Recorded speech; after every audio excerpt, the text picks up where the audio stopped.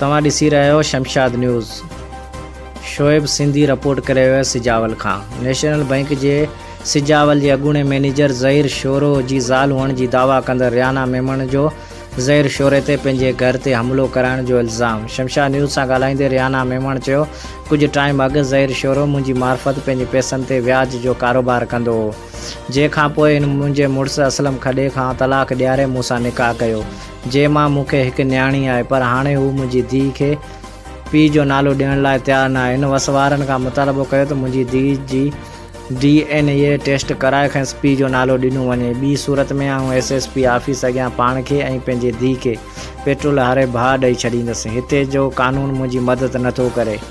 चवे थो ज़हीर वॾो इज़तदार माण्हू आहे, तव्हांजो किरदारु ख़राबु आहे, महिरबानी करे मूंखे ऐं मुंहिंजी न्याणी खे इंसाफ़ ॾियारियो वञे।